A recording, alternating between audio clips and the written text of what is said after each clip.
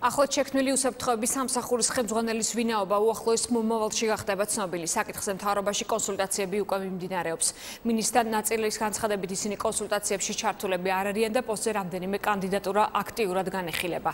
აღმასრულებელი ხელისუფლების წარმომადგენლები კონკრეტული კანდიდატების ვინაობის დასახელებისგან თავს იკავებენ. უახლოეს მომავალში ყველაფერი იქნება ცხადად ჩამოყალიბებული.